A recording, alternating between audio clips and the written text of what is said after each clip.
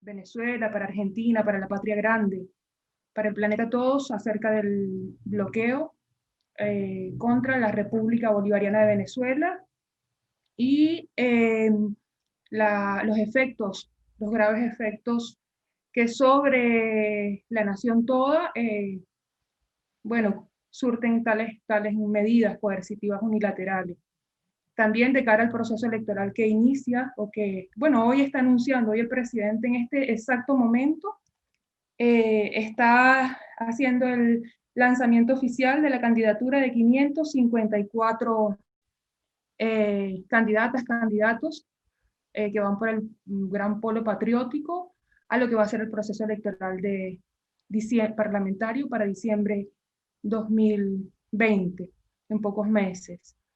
Entonces, bueno, vamos a darle la palabra de inmediato a Juan Eduardo Romero. Él es vicepresidente del Consejo Legislativo del Estado Zulia, investigador, historiador. Me encanta mucho cómo se autodefine Juan Eduardo, mi hermano Juan Eduardo Romero, como historiador, como pensador crítico, irreverente, socialista, militante subversivo, descolonizado. Y Juan nos va a acompañar un momento porque él está en este preciso instante, está también conectado con esa actividad que tiene el presidente y todo lo que es la activación del comando de campaña del Gran Polo. Y bueno, está en representación del gobernador del estado Zulia, que es el estado, aquí sería la provincia por la cual él ejerce las funciones de vicepresidente del Consejo Legislativo, que es equivalente al Parlamento Provincial, acá en Argentina. Demos de inmediato la palabra a Juan Eduardo y después entonces queda con nosotros María Fernanda Barreto, con quien podremos ampliar y discutir pues también sobre este tema y bueno, y formular las preguntas que tengamos a bien formular. Bienvenidas, bienvenidos, bienvenidos todos, todas, todos, y gracias por acompañarnos en esta actividad del encuentro antiimperialista de la ciudad de Buenos Aires. Gracias, Juan, por estar un rato con nosotros y nosotros. Gracias, Liz. Bueno, en primer término, saludo a todos los compañeros en Buenos Aires que se mueven con ese gran movimiento de solidaridad. Siempre recuerdo gratamente mi estancia como secretario político de nuestra embajada en esos años difíciles entre 2012 y 2013. Por lo tanto, quiero comenzar con eso, saludando a una gran cantidad de compañeros, organizaciones que sé que se mueven. Sé que ustedes se han agrupado en algo denominado también Chavistas del Sur, y bueno, ahí hay gente como los compañeros de los pibes, cantidad de organizaciones que recuerdo con mucho cariño. Y agradezco profundamente para los que estamos en esta tierra de Bolívar, poniendo el pecho, las vísceras, las ganas, no solo resistiendo, sino además construyendo el esfuerzo que ustedes están haciendo. Agradecerte a ti, Liz, querida amiga, compañera de la Universidad del Zulia, la invitación y excusarme por no poder permanecer el tiempo que esperaba. Como tú muy bien lo has dicho, en este momento estamos en la videoconferencia con el presidente. Yo tengo responsabilidades no solo en el Parlamento, sino en la dirección del partido en el estado Zulia. Y estoy fugado momentáneamente de la videoconferencia donde nuestro compañero Nicolás Maduro está dando las directrices a nuestro candidato para lo que va a ser esta campaña decisiva en medio de una agresión nunca antes vista en la historia republicana reciente de Venezuela. Entonces, primero agradecerles a ustedes esto, saludarlos con todo mi respeto, un abrazo a mi amiga y compañera María Fernanda Barreto, que nos acompaña acá. Y bueno, yo quisiera comenzar por señalar algunos elementos que considero primordiales a propósito del tema que ustedes nos citan. Yo creo que estamos en una coyuntura que hay que ubicarla. Y en esa coyuntura se entiende un poco la agresión contra Venezuela. Hay un proceso mundial que yo he venido denominando la desoccidentalización de la política internacional. Es decir, la pérdida gradual de la hegemonía que los Estados Unidos y sus aliados construyeron desde la finalización de la Segunda Gran Guerra en 1945. Y esa desoccidentalización implica, en mi criterio, dos elementos importantes. Lo primero es un desplazamiento del norte hacia el sur. Y ese es un desplazamiento que no solo tiene que ver en términos geográficos, sino en términos de ideas. Es decir, hay un sur insurgente a propósito de ese modelo de historia en la cual yo milito. Es decir, es un sur que, siguiendo lo que decía Falborda, se opone a cualquier forma de dominación. Y esto es importante señalar. La segunda característica de esta desoccidentalización es que implica un reacomodo y una acción emancipadora. Es decir, una acción profundamente insurgente, insubordinada, para seguir las palabras de un amigo argentino, el profesor Gullo, Marcelo Gullo, ¿no? Que tiene un texto extraordinario que se llama La insubordinación fundante. Y eso que denomina el propio Gullo como insubordinación fundante es lo que estamos viendo ahora, una insubordinación del sur en unas nuevas formas de articulación, y en esa articulación juega un papel importante esta Venezuela insurgente. Eso ha tenido sus efectos sobre nosotros. Para que ustedes, los que nos escuchan, tengan una idea, porque hablamos mucho del bloqueo, hablamos mucho y la solidaridad se expresa ante el agobio que tenemos, pero ese bloqueo, esa asfixia en términos económicos, tiene datos importantes. Es decir, las pérdidas de la economía venezolana, para que ustedes lo entiendan, entre el periodo que va del 2013, el asesinato de Chávez, no tengo ninguna duda de que fue un asesinato, hasta este año que finalizó 2019. No tenemos todavía las cifras de lo que va un poco más de la mitad de este año 2020. Son unas pérdidas cercanas a los 195.000 millones de dólares. Para que ustedes tengan una idea de lo que le estoy diciendo, la deuda externa venezolana en este momento es de 110.000 millones de dólares. Con lo que hemos dejado de producir, producto de la asfixia y producto de los efectos del boicot que ha generado congelación de activos por encima de los 25.000 millones de dólares, pudiéramos tranquilamente comprar medicina y alimentos durante 60 años a los más de 30 millones de venezolanos, para que ustedes tengan una idea de lo que estamos hablando. Y eso, por supuesto, tiene un equivalente monetario. El ataque a la moneda ha sido extraordinario también, gigantesco. Un diferencial entre el dólar y la moneda oficial venezolana superior a los 190 millones% entre 2012 a 2019. Eso ha doblegado a otros países en un momento determinado. Es la receta de la denominada guerra económica o de la asfixia, ¿no? Con parte de esos más de 190.000 millones de dólares que hemos tenido en pérdida, tranquilamente, insisto, podemos comprar todas las medicinas que necesitan los pacientes de cáncer, los diabéticos, los que necesitan algún componente sanguíneo, para atender no solo la población venezolana, sino incluso la mitad de la población de Colombia.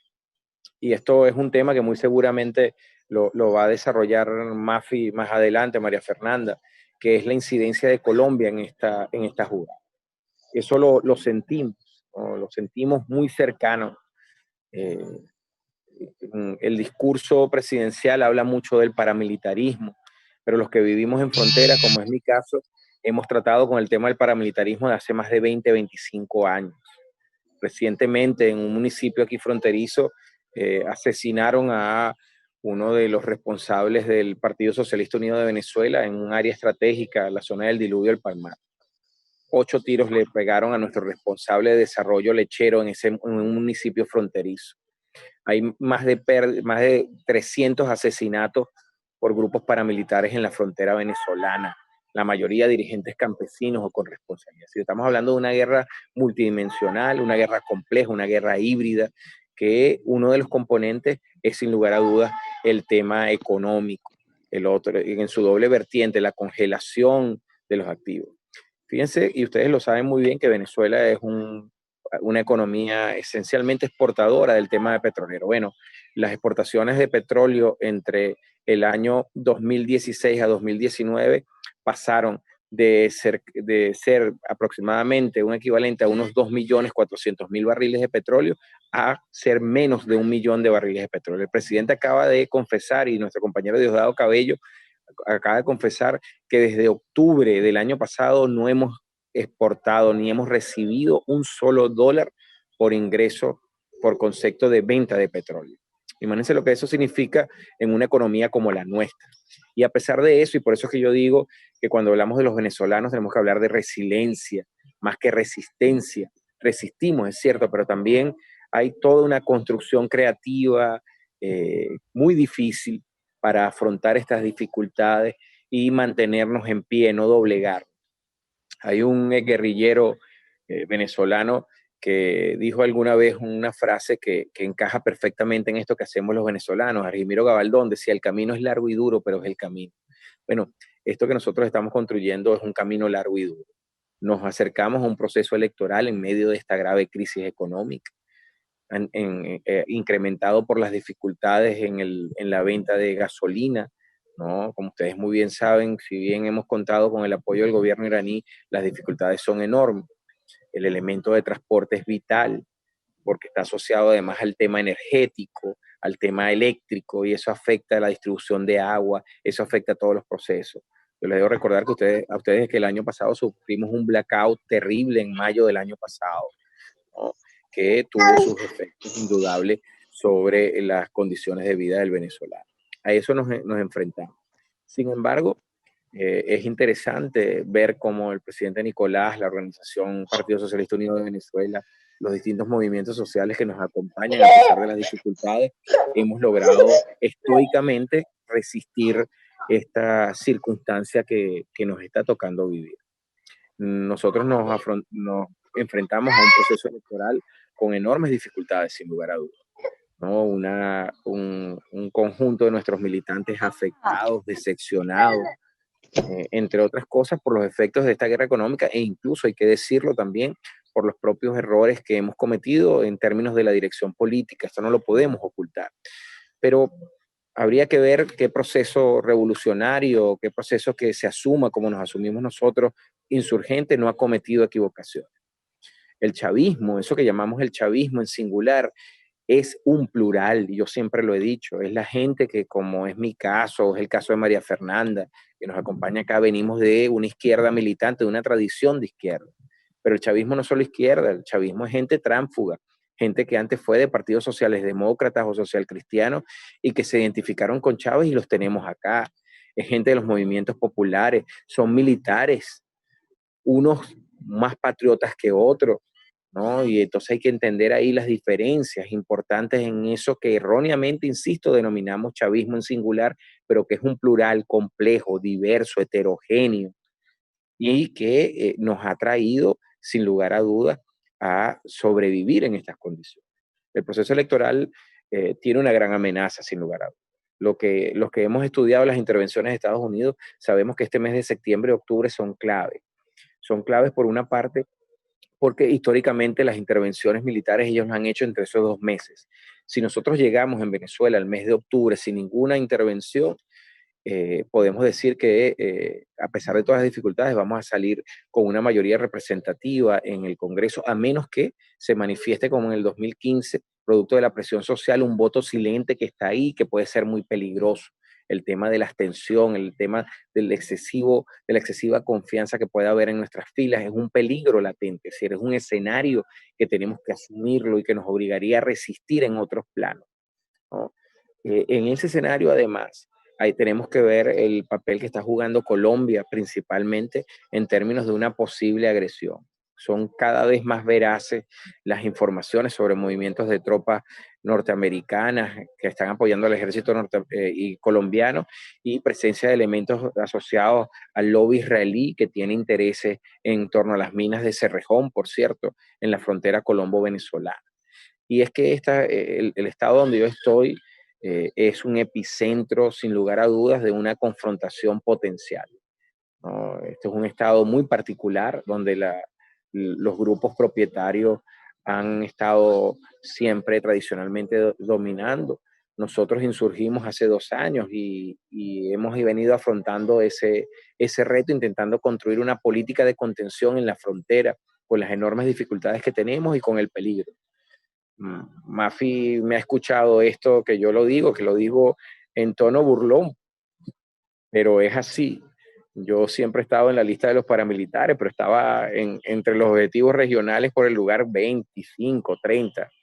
Gracias a lo que estamos haciendo me han subido de ranking y ahora estoy entre los 5 primeros de los objetivos paramilitares en la frontera. Me han elevado mi valor potencial en esta dinámica, pero seguimos haciendo lo que tenemos que hacer. Es decir, en estos días me preguntaba una periodista aquí en el Zulia si no teníamos miedo. Le dije, si tuviéramos miedo hace 37 años cuando comencé a militar, me hubiese quedado tranquilo, porque vengo de una familia clase media, mi papá era profesor universitario, no tenía ninguna necesidad de estar inventando las cosas que hice, ni haberme metido en el 4F, ni asumir las responsabilidades que tengo. Me hubiese quedado tranquilamente como profesor universitario perfectamente en la posición típica pequeño burguesa de la cual nos hablaba Mario Benedetti en su poema sobre la clase media. Pero decidí asumir estas responsabilidades como muchos otros. Yo no soy un ejemplo singular, no, soy un ejemplo general de las decisiones que muchos venezolanos hemos tomado, aún a riesgo de lo que significa, y más acá en frontera.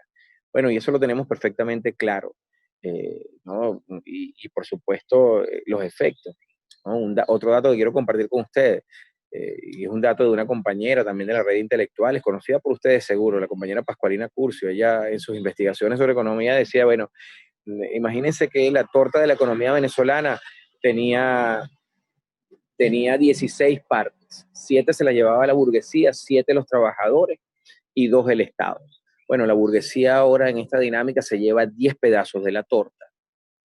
Los asalariados se llevan solo 5 pedazos y el Estado se lleva solo un pedazo. Esa es la realidad venezolana, inocultable. Tenemos graves dificultades, tenemos un gran reto en términos socioproductivos. Por eso Chávez insistía tanto en el tema de la comuna, ¿no? Y eso tiene que ver con esa mentalidad rentística que ha caracterizado la historia reciente venezolana. Nosotros seguimos con 3 problemas que en mi criterio no hemos logrado resolver, y eso en general es en América Latina. Uno, el problema del acceso a la propiedad privada. Ahora hemos hecho grandes esfuerzos. Imagínense ustedes en esta dificultad que este Estado haya construido más de 3 millones de viviendas otorgadas gratuitamente a 3 millones de familias venezolanas. Eso es inaudito, pensando en un Estado que ha tenido, insisto, pérdidas por más de 195.000 millones de dólares desde el año 2012. Y sin embargo lo estamos haciendo con todas las dificultades. Hemos cometido nuestros errores. Hay un debate muy serio que tenemos ahorita en torno a la visión monetarista que caracteriza a algunos de nuestros compañeros en el equipo económico. Es la lógica de que no hay que aumentar el sueldo porque aumenta la liquidez y con eso, en esa tesis monetarista, aumentaría la inflación. Nada más alejado de la realidad, ¿no? Un poco sobre eso, ustedes lo saben muy bien, ha discutido Kicillof, que está ahorita de gobernador en Buenos Aires, ¿no? Sobre el peligro de las tesis monetaristas desde el punto de vista del papel de los asalariados. Y bueno, pero es parte de esa dificultad, ¿no? Tenemos una situación geopolítica, como ustedes saben, hay una nueva reacción. Las decisiones recientes contra Correa y contra Evo demuestran una reacción de la derecha. Nosotros esperamos aquí que algunos elementos intenten boicotear este proceso de elección. Nosotros, sin embargo, estamos activados, estamos atentos y pendientes. Tenemos la capacidad y la conciencia de lo que nos estamos jugando y lo que significa Venezuela en este momento. Durante buena parte de los que estamos acá, escuchamos siempre hablar de Cuba como ejemplo, lo sigue siendo, pero sin lugar a dudas nosotros somos en este momento el gran peligro en esa política insurgente que caracteriza la descolonización. Yo les agradezco de nuevo a ustedes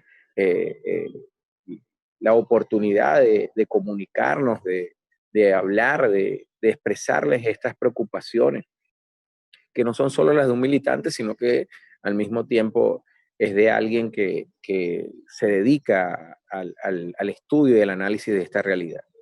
Yo realmente me siento profundamente orgulloso de lo que me ha tocado vivir, ¿no? Porque mi profesión es historiador y politólogo, y eso me ha servido al mismo tiempo para esta militancia que orgullosamente muestro y que orgullosamente me dignifican a mí. Insisto, y termino con una frase que siempre me hace recordar a mi maestro y amigo Enrique Dussel, ¿no? La utopía a lo mejor no la podemos tocar, pero siempre nos indica cuál es el camino que debemos transitar, ¿no? Y bueno, recordando a Benedetti, con mi puedo y con tu quiero vamos juntos, compañeros. Así que a ustedes, compañeros, gracias profundamente por acompañarnos y hacer cosas como esta que nos permite conectarnos en medio de la pandemia, que nos permite mover las solidaridades y mantenernos activos al combate. Un gran abrazo a todos los compañeros argentinos que están conectados, los recuerdo con mucho afecto. Espero, como decía la canción de Pablo Milanés respecto de Santiago, volver a patear las calles de Buenos Aires en algún otro momento. Un gran abrazo. Me despido de ustedes. Gracias, Liz. Gracias, Juan Eduardo. Agradecemos el esfuerzo que has hecho por acompañarnos, por los compromisos que debes atender en este momento, en la transmisión en directo que está haciendo nuestro presidente Nicolás Maduro Moro para la apertura del tema de la activación del comando de campaña, ¿no? Y la presentación de candidatos. Agradecemos a Juan Eduardo. Debemos también informar que tenemos ahora mismo estamos conectados en la versión libre de Zoom y creo que se nos ha agotado el tiempo, ¿ah? Pedimos respaldo aquí a Camilo para ver qué nos dice respecto a... ¿Nos queda tiempo por delante, Camilo, para que sigamos, continuemos? Bien. Muy bien. Ok, vamos a hacer entonces, voy a pasar al compañero del Grupo por Soberanía, Hugo Lochakov, para que tome la palabra y haga la presentación de MAFE. Y bueno, con muchísimo gusto. Nuestra actividad. Mucho gusto, Lilia. En primer lugar, buenas tardes a todas las compañeras y los compañeros. Hablando, por supuesto, que en nombre propio, pero también de la compañera Lilia y de todas las compañeras y los compañeros que hacemos el encuentro antiimperialista CABA, darle infinitamente las gracias a la compañera María Fernanda y al compañero Juan Eduardo por esta visita virtual que nos honran y nos dignifican, dos enormes militantes de la vida y de la verdad. Y bueno, luego el compañero Juan Eduardo ya nos fue introduciendo en el tema. Y el tema que nos ocupa hoy, está claro, es el bloqueo que el imperialismo internacional apátrida, utilizando su brazo más poderoso, cual es la maquinaria política, militar, económica, comunicacional, judicial de los Estados Unidos de América, decía, utilizando su brazo más poderoso, lleva adelante de manera, podemos decir, ilegal, ilegítima, criminal, todos los términos están bien. Y este es el tema, el bloqueo. Y el tema es el proceso eleccionario legislativo que el hermano pueblo venezolano llevará adelante el próximo domingo 6 de diciembre. Y entonces ustedes me dirán, momento, compañero, que acá no tenemos un tema, sino dos: el bloqueo imperial y el proceso eleccionario. Y entonces, bueno, yo les daré en parte la razón, sí, tenemos dos temas, pero, claro, hay un pero. Y es que el proceso eleccionario va a estar, y de hecho lo está, absolutamente transversalizado por el bloqueo imperialista. Porque el bloqueo y todas las acciones que lleva adelante la administración de Trump, y cuando digo la administración de Trump, cuando digo Trump y sus lacayos. Y acá sí que no es necesario decir ni una sola palabra más, porque al decir lacayos, yo sé que todos los que me están escuchando, automáticamente pensaron en Iván Duque, en Bolsonaro, en Piñera, en fin, en todo ese grupo de gente que se ha dado en llamar el Grupo de Lima y que yo denominaría mejor el Cártel de Lima. Todas las acciones, decía, que llevan adelante, todas están destinadas a quebrantar el espíritu de la gran mayoría del pueblo venezolano, que desde hace ya más de 2 décadas viene dando, a través de su participación y de sus votos, el sostén a este modelo político de democracia participativa. Cuando yo digo que tanto el bloqueo como todas las acciones conjuntas que se ejecutan en este sentido están destinadas a torcer la voluntad popular, no es una frase meramente declarativa. Tenemos datos, como los datos que acaba de aportar el compañero Juan Eduardo, datos duros, tenemos cifras, tenemos números, pero que son mucho más que cifras y números. Son acciones ejecutadas con una precisión quirúrgica, milimétrica, que significan luego compañeras, compañeros muertos, acciones, fechas, lugares. De toda esta imbricación que genera el imperialismo a través de su bloqueo sobre el proceso eleccionario que desembocará el 6 de diciembre en la decisión y la voluntad popular del pueblo venezolano de seguir adelante con este proceso político, nos va a hablar ahora la compañera María Fernanda, a quien saludo y le pido si nos puede ilustrar al respecto.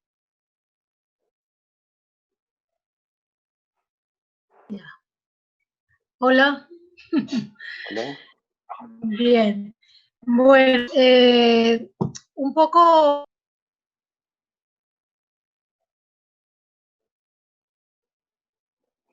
Te quedaste sin micrófono, compañera. Sí, sí. Sí, aquí me dice que me silenció el hospedador. No sé quién es el hospedador, que no me quiere y me silenció. Bueno, ahora sí se escucha y se ve bien, ¿verdad? ¿Sí? ¿Correcto? Ok. Vale, Hugo y Lilia, muchas gracias por las presentaciones, por la invitación. Un poco aquí vengo de la mano de Juan, que me convocó y se nos fue, pero alcanzó a darnos una muy buena introducción, como es su estilo al tema. Y como decía Hugo, pues nos aportó esa información dura que hace tanta falta para entender cuál es la verdadera dimensión del bloqueo a Venezuela.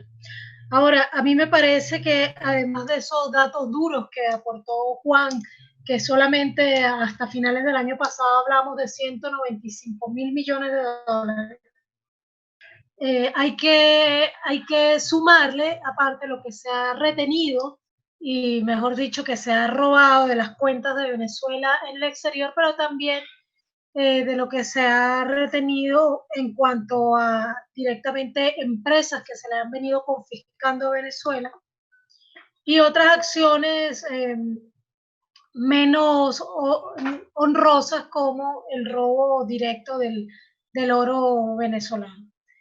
Pero más allá de eso, habría que decir que estos bloqueos, el bloqueo contra Venezuela, tal cual el bloqueo contra Cuba, se inscribe dentro de una política de despojo hacia el sur global y, en este caso, hacia los países que disentimos, que formamos parte de procesos políticos que disienten de la hegemonía estadounidense, que, como también lo mencionó Juan, se encuentra en este momento en una gran crisis que todo apunta que nos conducirá prontamente al final de ese mundo unipolar absolutamente hegemonizado por el imperio del capital asentado en los Estados Unidos. Entonces, como esto es una política de despojo que hay hacia Venezuela, habría que señalar que, además de esas cifras directas e indirectas que derivan de las decisiones legales y económicas contra Venezuela, hay otra suma de acciones colaterales que también se suman a ese despojo. Una de ellas, por ejemplo, es la legitimación y legalización del contrabando de extracción de combustible desde Venezuela hacia Colombia, igual que el contrabando de extracción de alimentos y medicinas desde Venezuela hacia Colombia. Y digo que es legitimación y legalización porque en el primer gobierno, a finales del primer gobierno de Álvaro Uribe Vélez, él se tomó el trabajo de dictar algunas disposiciones, sobre todo en las zonas de frontera, que permiten dar estatus legal al combustible que ha entrado desde Venezuela en calidad de contrabando hacia Colombia, siempre y cuando se acopien unas cooperativas de pimpineros, y llega a tal descaro el despojo que inmediatamente se acopia, se legaliza e incluso se incluye en la cifra del combustible colombiano, digamos, en la producción del combustible colombiano. Y tenemos que tomar en cuenta que entre Colombia y Venezuela, quien les habla tiene las dos nacionalidades, las dos historias, porque nací en Colombia y crecí en Venezuela. Colombia y Venezuela compartimos 2.219 kilómetros de frontera, de los cuales aproximadamente 900 kilómetros son sumamente vivos, en el sentido de que son muy fáciles de cruzar, tienen una topografía muy amigable y durante siglos han mantenido muy fuertes y cotidianas relaciones culturales, ¿no? Y una migración constante que a veces es hasta difícil tipificar propiamente como migración. A través de esos 2.219 kilómetros de frontera, sobre todo como parte de este modelo de guerra que se asume contra Venezuela una vez fracasa el golpe de Estado contra Hugo Chávez en el 2002, comienza entonces a darse una extracción brutal de combustible, de comida y de alimentos que a partir del 2006 cuenta con ese marco legal, pero que ya en el año 2016 llegó a ser una de las razones fundamentales también de ese desabastecimiento programado, como lo llama la compañera Pascualina Curcio, y que padecimos porque creo que sin duda el año 2016 fue el año más duro para quienes vivimos en Venezuela en términos de desabastecimiento. En el año 2016, para darles una idea más real de lo que llegó a ser para nosotros y nosotras ese año, uno podía tener dinero suficiente para comprar comida en la cuenta del banco o incluso en el bolsillo, aunque hay que decir que también ha habido contrabando de extracción de billetes. Y sin embargo, aún teniendo el dinero, no había posibilidad de encontrar comida en los mercados para comprar. Y no solamente comida, sino que también, como esta es una guerra híbrida de la cual está siendo objeto Venezuela, y ese bloqueo forma parte de esa geopolítica del despojo, pero también forma parte de una estrategia de guerra psicológica.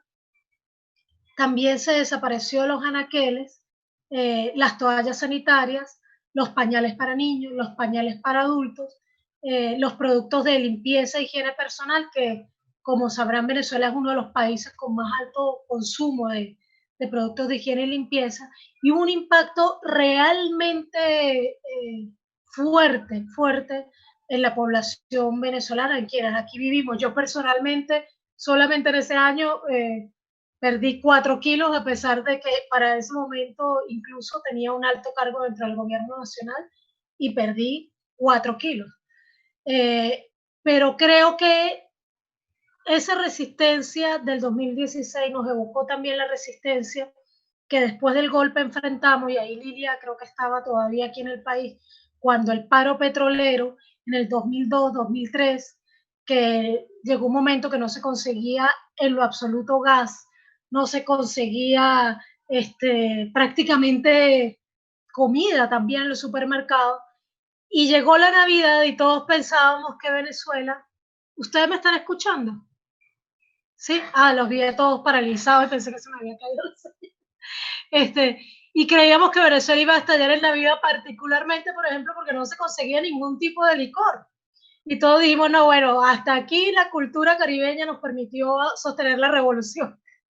Y resulta que no, que el venezolano, la venezolana empezó a elaborar sus propios fermentados caseros, su propia guarapita, por allí del estado Falcón, de donde Lilia se potenciaron las producciones de los licores artesanales tradicionales de Venezuela, y logramos superar ese año 2002-2003. Claro, teníamos una grandísima fortaleza que era el comandante Chávez vivo, y esa es una fortaleza de la que gozamos en ese tiempo y que no tenemos ahora, porque sin duda nadie ha podido ni podrá suplantar a Chávez en la historia ni de Venezuela ni de nuestra América. Tiene un lugar muy particular.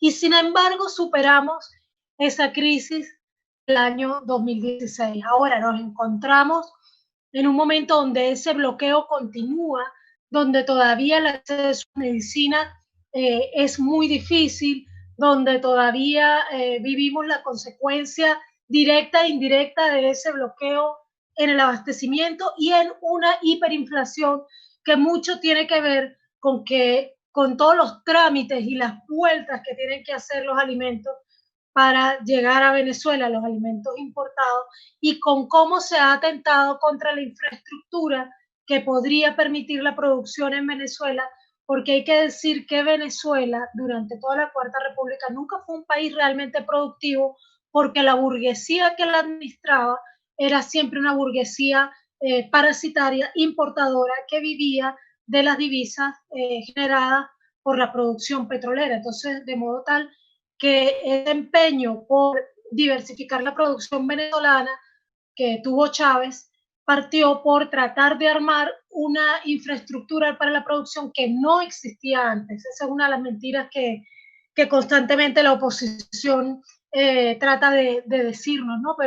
Pero además de eso, en esas mentiras, la oposición venezolana, por supuesto, no está sola. No solamente tiene una maquinaria de las principales corporaciones mundiales que están al servicio de los Estados Unidos y que justifican el bloqueo contra Venezuela como justifican el bloqueo contra Cuba, sino que además cuenta con un eje de producción de desinformación que se caracteriza básicamente Colombia, Estados Unidos, España, donde se generan una serie de informaciones falsas para sustentar el bloqueo y para hacer aparecer ante la opinión pública nacional e internacional muchas de las deficiencias que tiene Venezuela como producto de un mal manejo interno y no relacionadas con el bloqueo. No quiero decir que no haya errores en el manejo interno de la política económica, pero la mayor parte de las, digamos, el mayor causante de los problemas económicos que afronta en este momento el país es sin duda las sanciones coercitivas unilaterales de los Estados Unidos contra Venezuela. Entonces, bueno, en ese sentido yo quisiera ahí un poco redondear para más bien darle la palabra a que dialoguemos con lo que mencionaba Hugo. Ese bloqueo contra Venezuela, que ya les dije que se da de distintas formas, no solo a través de sanciones, también, por ejemplo, desde antes de que se dictara se me fue la palabra, bueno, esta sanción, esta declaración de Venezuela como una amenaza inusual y extraordinaria, que es la que da origen a todas estas sanciones posteriores. Antes de eso, ya se nos estaba desacreditando ante los organismos internacionales que califican los riesgos de inversión a nivel mundial. Se nos colocaba como un país de altísimo riesgo, a pesar de que tenemos, por ejemplo, las más grandes reservas petroleras del planeta, y ya sabemos que eso garantiza cualquier préstamo que se pueda dar a Venezuela mucho mejor de lo que lo garantizan los activos de otros países. Y además de eso, se nos dificultó y se nos impide el acceso al sistema SWIFT desde antes del 2015, y eso dificultó, por ejemplo, el pago de becas a los estudiantes y las estudiantes en el extranjero, así como el pago de tratamientos médicos en el exterior, etc. Y sin duda, todo esto que estamos viviendo va a jugar un papel dentro de las elecciones presidenciales que ya tuvimos y dentro de las elecciones legislativas que vienen. Porque si bien es cierto, y a pesar de lo que dicen las matrices de opinión, y tengo muy claro que Argentina, esta matriz de opinión ha corrido, de que Venezuela está pasando muy mal momento con el COVID, y yo digo con toda responsabilidad, incluso pueden encontrar, está por cierto en la página de la red de intelectuales en defensa de la humanidad argentina, una narración que yo hice sobre mi experiencia personal, la experiencia de mi familia, en el caso de una sospecha de COVID, cómo fue la atención que recibimos en Venezuela. Venezuela ostenta afortunadamente apenas el 1% de mortalidad de una enfermedad que para el mundo entiendo que está rondando entre el 4 y el 5% de mortalidad. Y tenemos verdaderamente en relación con la población una de las cifras más bajas de todo el continente en cuanto a contagios y en cuanto a, digamos, desarrollo de la enfermedad, porque también tenemos un altísimo porcentaje de asintomáticos. Y eso tiene que ver con una gran capacidad de organización popular que ha desarrollado Venezuela desde la base, a partir justamente de la llegada al poder del presidente Chávez y más específicamente después de la creación también del Partido Socialista Unido de Venezuela, los círculos bolivarianos que ustedes los vivieron también a nivel internacional. Y esas cifras de Venezuela, que a pesar de lo dolorosas, son muy positivas en comparación con los otros países. Hace corto tiempo yo leí justamente en el Clarín de Argentina, un diario del que no tengo por qué hablarles mal a ustedes, porque me imagino que tienen mucho más que decir que yo sobre el Clarín, titulaba que en Venezuela, para ese momento creo que se hablaba de menos de 100 muertes, y que en realidad lo que había era 30.000 muertes. 30.000 muertes, y decía el titular, es la verdadera cifra de los muertos en Venezuela. Y cuando uno se adentraba a leer la argumentación de un titular de un periódico con trayectoria, no estoy hablando del Facebook de una amiga mía, sino del diario El Clarín, pues entonces decía, Human Rights Watch opina que, ¿ya? Y duda que, y una médica estadounidense que pertenece al Hospital Hopkins estima que, o sea, son todas frases que te dejan claro que no hay ningún dato objetivo, que no hay ninguna seriedad en el trabajo periodístico. Y cuando me puse a indagar de dónde venía esa matriz de opinión que replicaba el Clarín, bueno, esa matriz de opinión venía justamente de Bogotá, había pasado por Miami, y de Miami había ido hacia España y Buenos Aires. Entonces, la situación de bloqueo contra Venezuela, para concluir, no es solamente un bloqueo económico, podemos hablar también de un bloqueo comunicacional, podemos decir también que es un bloqueo incluso cultural, pero sobre todo es una herramienta para el despojo de la riqueza venezolana, porque una de las razones por las que no quieren permitirnos usar nuestros recursos, los recursos que nos pertenecen, por ejemplo, nuestro petróleo y nuestro oro, es solamente porque se lo quieren reservar para su propio peculio. Y esa es la verdadera razón del bloqueo. El bloqueo no es más que una herramienta para el despojo sobre nuestra América, y en este caso en particular para el despojo de los recursos de Venezuela. Lo dejo hasta aquí. Bueno, quedo abierta a que mejor dialoguemos, porque hablar sola es un poco aburrido. Adelante. Bien. Lilia. Sí, agradezco a Mafi, a María Fernanda. Hoy estuve leyendo, María Fernanda, uno de tu libro, ya te lo dije en la conversación previa que tuvimos. Ese libro que ahora vamos a colgar por aquí el enlace, que creo que todos quienes estén interesados en seguir en detalle los acontecimientos, y especialmente lo que es el dibujo amplio de lo que ha sido el bloqueo y los orígenes incluso del bloqueo, que se remontan, como bien lo decía Juan, y también tú lo has ratificado, aquellos eventos mismos, cuando ocurrió el golpe de Estado en contra del presidente Hugo Chávez, y también el tema del paro petrolero, aquel odioso. Recomiendo leer este libro del cual María Fernanda es autora, Venezuela, la joya de la corona, entre la pandemia y la amenaza de guerra.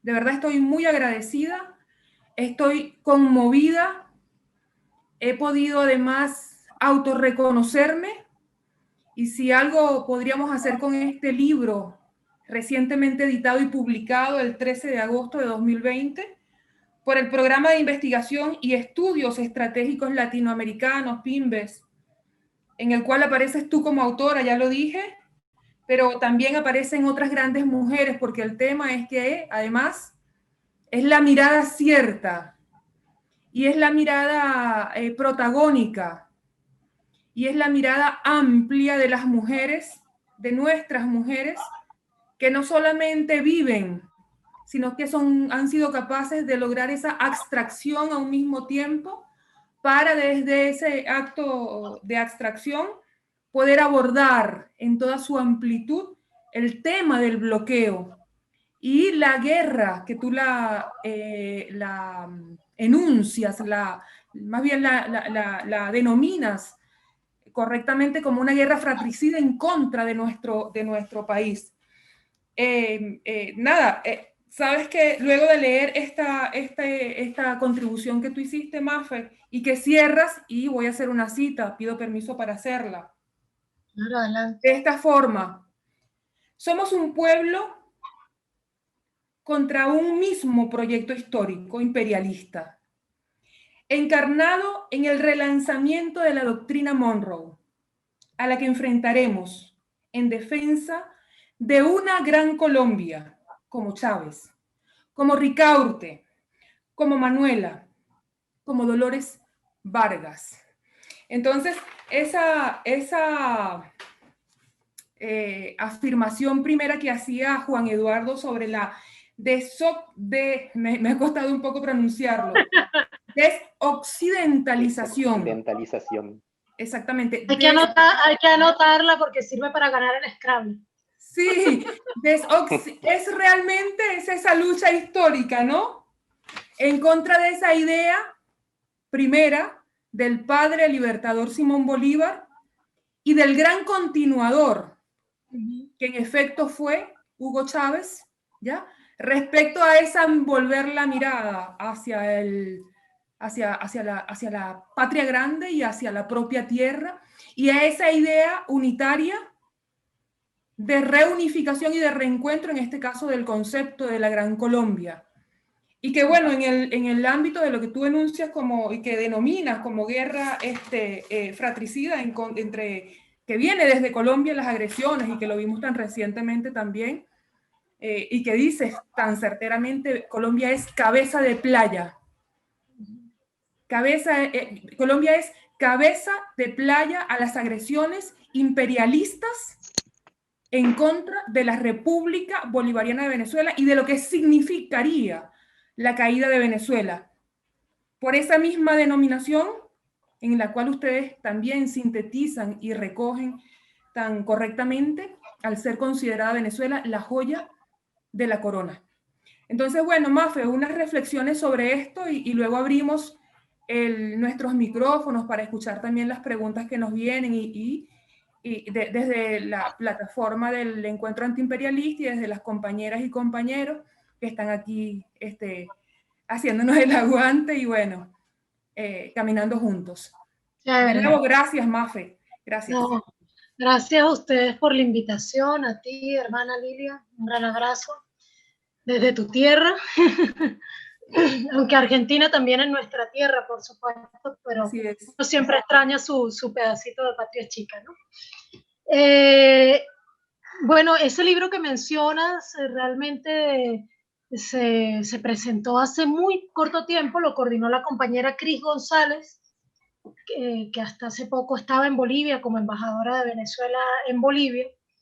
Está ahí también Pascualina Curcio, Ana Cristina Bracho, María Alejandra Díaz y Larisa Costa. O sea, somos 6 mujeres que escribimos en ese libro y Cris, que es quien coordina el libro, lo lanza con esa idea de que sea una mirada bien femenina del momento histórico que estamos viviendo. Así que de verdad que sí me gustaría mucho que pudieran leerlo, quienes tengan interés en tener distintas visiones sobre lo que está pasando en Venezuela. Como colombo venezolana, pues me tocó asumir el papel de analizar cómo Colombia se ha convertido en cabeza de playa contra la revolución bolivariana.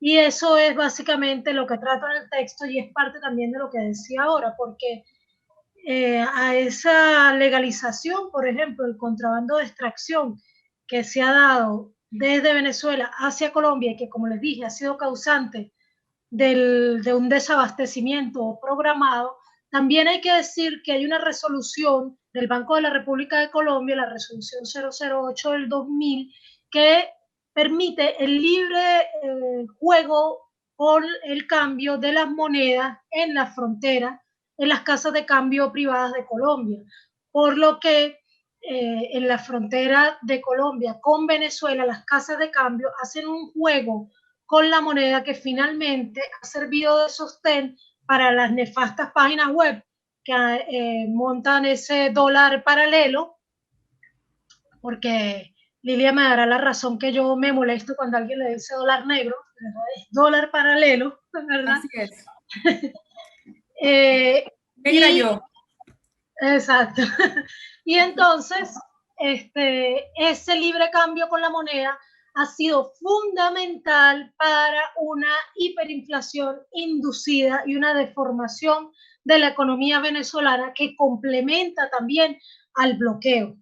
Entonces, sí hay desde Colombia, lamentablemente, porque Colombia, miren, para darles una cifra que sustenta lo que digo, hace poco el compañero argentino, a quien quiero mucho, Carlos Aznares, que ustedes me imagino que lo conocerán, me hizo una entrevista y yo le decía que Colombia tiene sin duda la oligarquía más violenta del continente.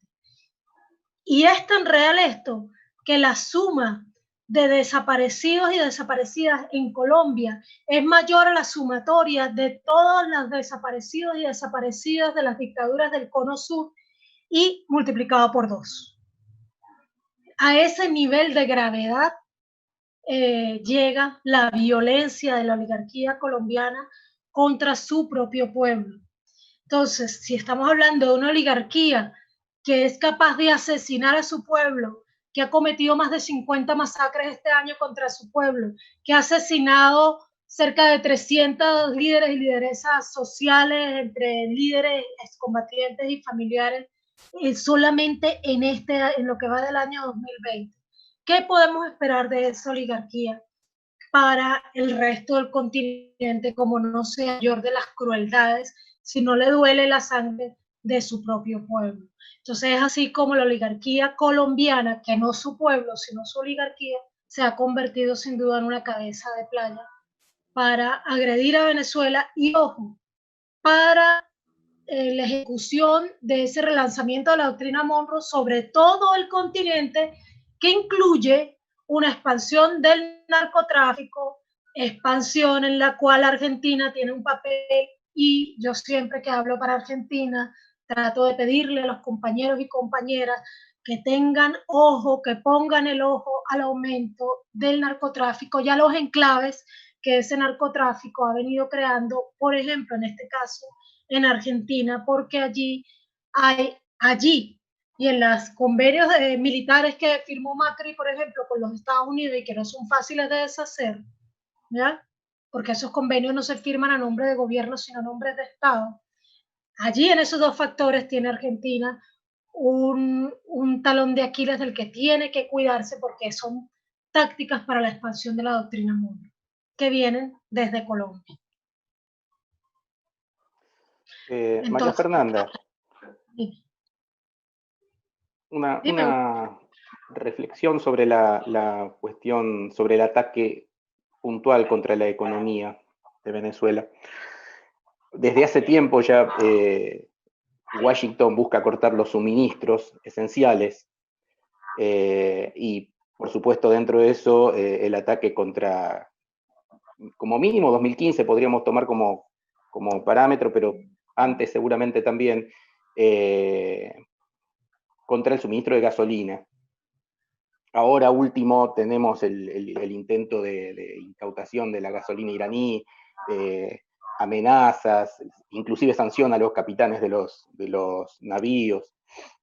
Esto ya data de algún tiempo, pero lo que es novedoso es de parte de la administración Trump son las medidas que se van tomando ahora dentro del bloqueo contra las importaciones de diésel. Nosotros sabemos que a diferencia de la gasolina, el diésel tiene incidencia directa en la generación de energía, en la actividad agrícola, en las bombas de agua, en el transporte público. Entonces, te quería pedir una reflexión al respecto de esto. ¿Qué posibilidades tiene de ahí meter una cuña de influencia decisiva de cara a las elecciones de diciembre? Digamos, con la intención de desestabilizarlas, ¿no? Bueno, fíjate, Las elecciones de diciembre sin duda van a ser unas elecciones duras porque nuestra población ha sido muy golpeada por la situación económica de los últimos años y el mundo entero está siendo muy golpeado por la situación económica de la pandemia. Hay que decir honestamente que Venezuela está siendo menos golpeada, por ejemplo, que Colombia en su economía cotidiana, digamos, ¿no? Pero si tú te das cuenta, cada vez que hay elecciones en Venezuela, y Pascualina lo tiene bien graficado, cada vez que hay elecciones en Venezuela desaparece la gasolina y desaparecen productos como la harina de maíz, que es uno de los productos más consumidos por las familias venezolanas. De modo tal que para nosotros y nosotras ya es habitual que en los tiempos preelectorales se hagan jugadas para impedir el acceso a los bienes de consumo fundamentales a la población. Sin embargo, una de las consecuencias inesperadas por parte de los Estados Unidos, pero positivas para la construcción de ese mundo multicéntrico y multipolar al que Chávez nos enrumbó, es que ese bloqueo de los Estados Unidos ha sido no solamente contra Venezuela, sino que Estados Unidos todo, y la administración Trump en particular, se ha dedicado a repartir bloqueos a diestra y siniestra, de modo tal que ahora hay tantas naciones sancionadas, bloqueadas, que nos ha obligado, entre comillas, nos ha obligado y felizmente hemos dado el paso a unirnos para superar esos bloqueos. Es así como se ha fortalecido entonces, gracias además al bloqueo, más allá de lo político, la relación entre Venezuela y, por ejemplo, Rusia, la relación entre Venezuela y China, pero también, y en el caso del combustible ha sido fundamental, la relación entre Venezuela e Irán, porque somos países bloqueados. Por supuesto, siempre la relación Venezuela-Cuba, porque Cuba, bueno, ha sido un sostén fundamental para la revolución bolivariana, desde lo moral hasta lo real, digamos, en el trabajo de los médicos cubanos, las médicas cubanas, los entrenadores en Venezuela, las asesorías, etc. Entonces, los Estados Unidos ha hecho varias maniobras y amenazas contra Irán para que no lleguen a traer combustible a Venezuela, porque la situación actual es que, aunque Venezuela tiene las más grandes reservas petroleras del mundo probadas, aún así para reinar hay que tener acceso a cierto material del que Venezuela nunca tuvo acceso y que tradicionalmente siempre se importaba, sobre todo desde los Estados Unidos y Europa, y que en este momento no está llegando producto del bloqueo. Es por ello que el tener petróleo no necesariamente significa tener combustible, ni gasolina, ni diésel. Pero además de eso, en Venezuela hay una tradición de un gran subsidio a los combustibles, ¿ya? Y el tema del precio del combustible, con el que el presidente recién tomó medidas hace unos meses, pues siempre ha sido un tema difícil de manejar para Venezuela y ha sostenido durante años un contrabando de extracción, particularmente de ese diésel que tú mencionas, no tanto de Venezuela hacia Colombia como de Venezuela hacia el Caribe, ¿ya? Por tanto, para no alargarme más con la respuesta, sí, seguramente ellos van a seguir apostando a tratar de impedir la llegada de combustible, particularmente desde Irán. Sí, van a seguir apostando a continuar atentando contra la industria petrolera, porque ya lo han hecho, ya han atentado indirectamente al impedirnos el acceso a repuestos y a precursores químicos y otras cosas, ¿no? Pero lo hacen también, lo han hecho también directamente, porque aquí se han dado accidentes en las petroleras que todavía están bajo investigación y de los cuales los revolucionarios y las revolucionarias tenemos derecho a tener grandes sospechas de que hayan sido simplemente producto del sabotaje. Seguramente los Estados Unidos va a seguir arreciando en el bloqueo, va a seguir tratando de prohibir las relaciones entre Venezuela y Cuba. De hecho, ha presionado también a Cuba para que rompa la relación con Venezuela, va a seguir presionando a Irán para que no traiga combustible, va a agudizar todo esto, no solo antes de las elecciones en Venezuela, sino recordemos que estamos en un tiempo muy grave para toda Nuestra-América y particularmente entonces de nuevo para Venezuela, que es el tiempo preelectoral estadounidense. Entonces, sobre todo antes de esas elecciones, que serán los primeros días de noviembre en los Estados Unidos, seguramente van a haber nuevas acciones, pero esa es la voluntad de los Estados Unidos. Lo que ha demostrado Venezuela, lo que ha demostrado Rusia, China, Irán, Siria, Cuba y los otros países bloqueados por los Estados Unidos, es que no basta con que los Estados Unidos decidan. Hemos estado dispuestos a romper ese bloqueo, a romper esas sanciones, y más allá de la resiliencia que evocaba Juan, y que sin duda sobre todo las mujeres venezolanas cargamos sobre nuestros hombros cotidianamente, está la resistencia desde los gobiernos, digamos, del sur global, o los gobiernos no alineados, o particularmente los gobiernos bloqueados por los Estados Unidos, que estamos decididos a no dejarnos torcer el brazo a punta de sanciones económicas, por lo que yo creo que seguiremos avanzando en esos convenios, en este caso con Irán y también con Rusia, para la reactivación del aparato productivo de combustible. Y bueno, habrá que seguir trabajando en poner un freno al contrabando de extracción desde Colombia y desde Trinidad y Tobago y otros países del Caribe. Lilia, ¿hay preguntas de algún compañero, de alguna compañera? Sí, está por aquí el compañero Diego Quintero, quien ha pedido formular una pregunta. Le damos Hola, la palabra. hola Quiero que por Lilia. favor active, perfecto, su cámara. Muy bien, no te veía, Hola, Diego. hola Lilia, saludo a vos, a Hugo, a todos los compañeros del Encuentro Antiimperialista por realizar esto, y sobre todo a María Fernanda, y a todos los compañeros que están allá peleando y resistiendo, y a todos los compañeros que de acá también de Argentina estamos en la pelea, y solidarios siempre con la Revolución Bolivariana.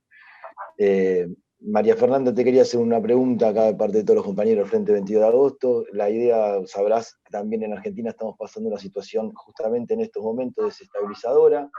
Tenemos un alzamiento de las fuerzas de seguridad bonaerense, y la pregunta era, vos tocaste el tema de las guerras híbridas, cosa que Venezuela tiene una experiencia sobre esos planes y esos manuales que utiliza el gobierno de Estados Unidos. Entonces, que lo nombraste, en una de las partes enumeraste eso, así que nada, la pregunta era que nos comentes qué es, porque creo que habla un poquito de la realidad que estamos viviendo acá, y que también aprender de la experiencia de ustedes es saber cómo nos paramos ante la situación que estamos viviendo justamente en estos momentos en nuestra patria chica, para solidarizarnos con la patria grande de ustedes. Así que esa era la pregunta, y te mandamos un abrazo grande a vos y al compañero Romero, que también hemos compartido grandes batallas juntos. Así que...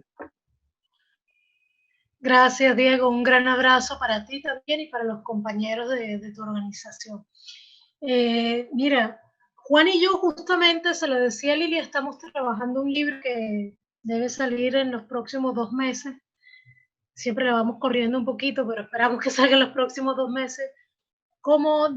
Hablando sobre cómo Venezuela ha sido utilizada para experimentar ese nuevo modelo de guerra híbrida, o también hay un compañero, Barrios Quintero, que lo llama una guerra hibridizada.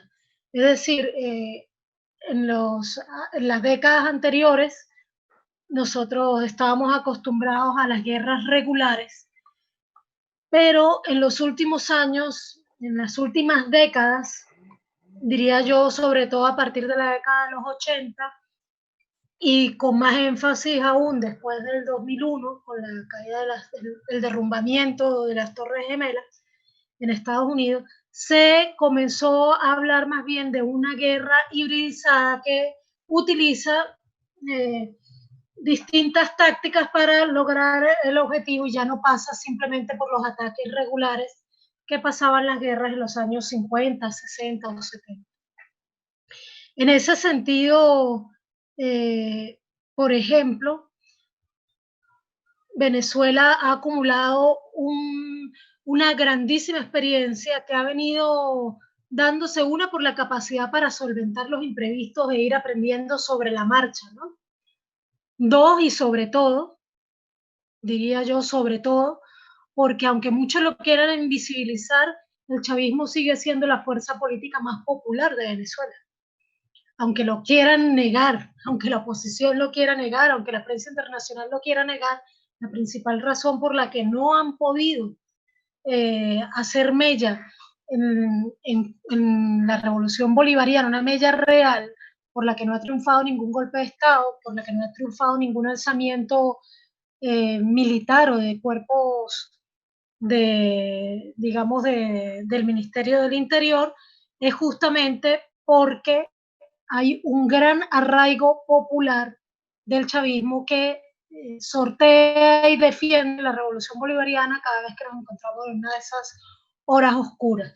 Ahora, específicamente sobre lo que preguntas, mira, hay siempre que tener, pues, la revolución bolivariana tiene una gran ventaja y es haber contado con Hugo Chávez, porque Hugo Chávez venía de la Fuerza Armada Nacional Bolivariana y eso le dio una comprensión del tema militar que no tenía nadie hasta ese momento en nuestra América, y logró, porque además la Fuerza Armada Nacional Bolivariana tiene una constitución muy particular, diferente a la argentina, la chilena, la peruana y la colombiana, que son sumamente elitescas.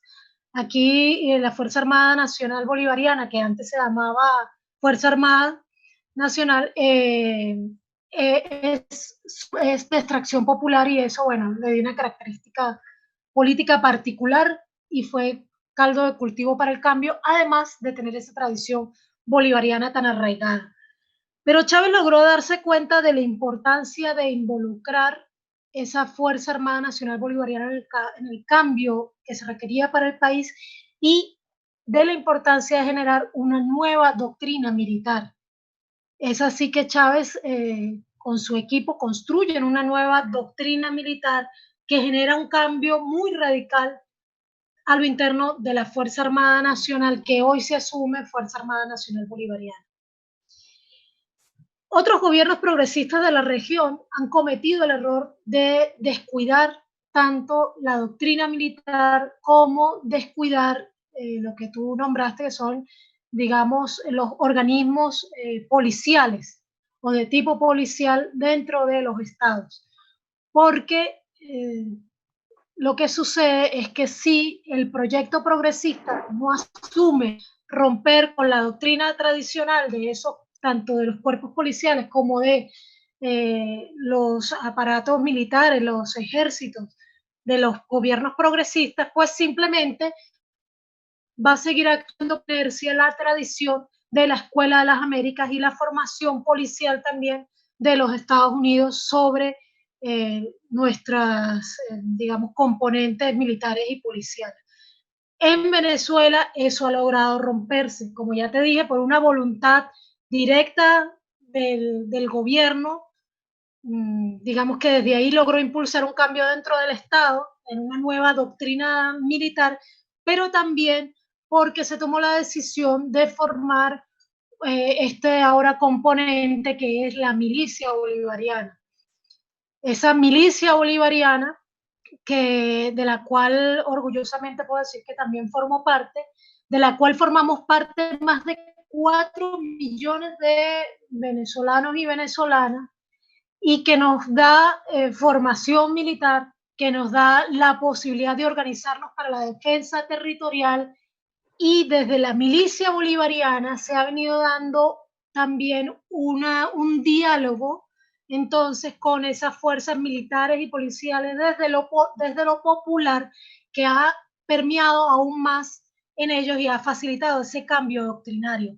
Por eso hoy día hablamos, sobre todo a raíz de la incursión fallida del 3 de mayo, que la resistencia fue sobre todo milicia bolivariana, pescadores y pescadoras y policías. Entonces, a partir sobre todo de ahí estamos hablando, retomando la idea de la unión, ya no solo cívico-militar, sino cívico-policial-militar.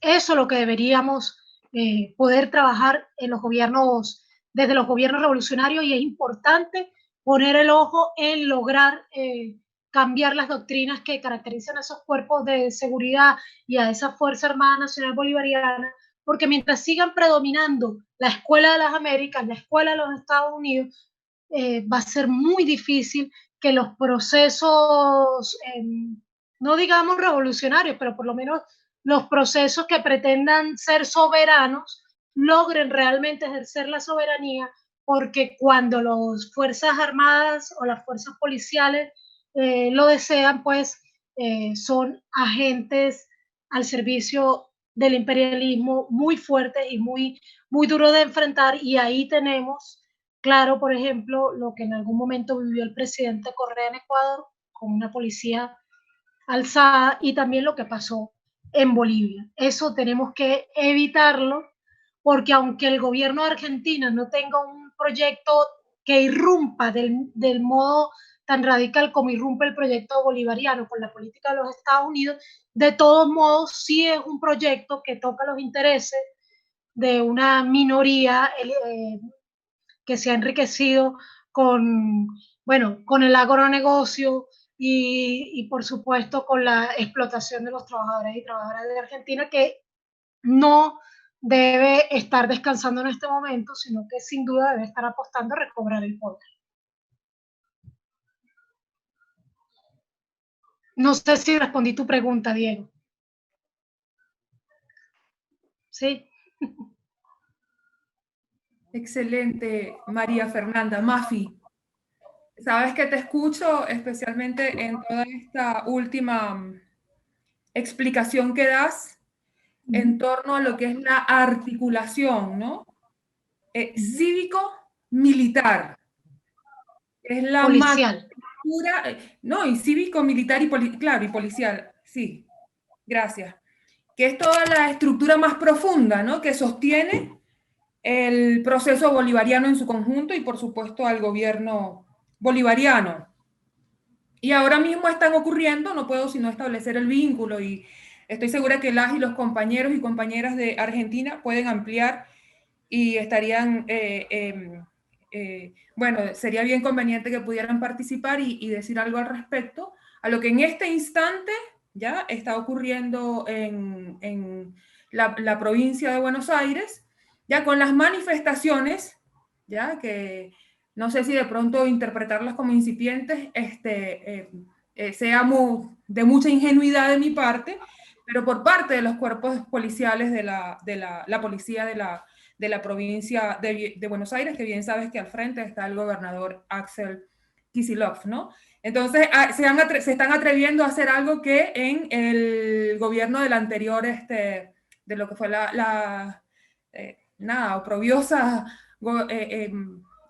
mandato democrático, porque obviamente estuvo dentro del marco de lo que es el proceso constitucional electoral, se están atreviendo a hacer algo que en aquel instante no se atrevieron, ¿no? Y en pleno evento de pandemia, que es una conmoción internacional, conmoción nacional, conmoción regional y local, se atreven a este tipo de expresiones que son contrarias, pues, a lo que se espera de una fuerza de orden público para la sostenibilidad, ¿no? En este caso, de lo que son los procesos democráticos, y algunas otras manifestaciones que por allí han surgido que nos hacen como parte de la patria grande, sino preocuparnos y también solidarizarnos con lo que está ocurriendo, y que de mi parte seguro estoy que todo el campo popular y nacional y el gobierno tendrá que actuar en su justa medida para darle detener toda esta avanzada, ¿no?, que se intenta.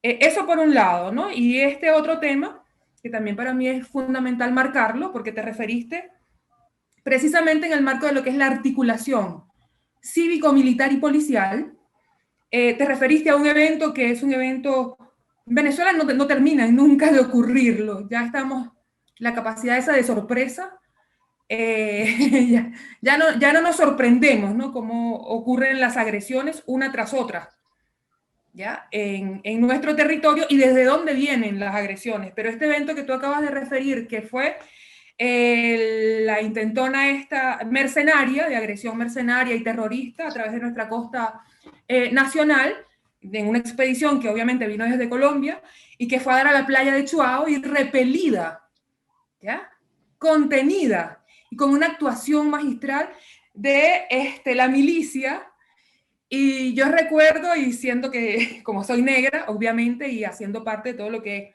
es todo el activismo afro-venezolano, ¿ya? Porque la patria nos habita donde quiera que estemos, ¿no? La patria nos habita. Resulta que, bueno, que desde Chuao es un territorio negro, ¿ya? Afro, ¿ya? Todo ese eje costero que es definitivamente, en términos identitarios, reconocido como afro.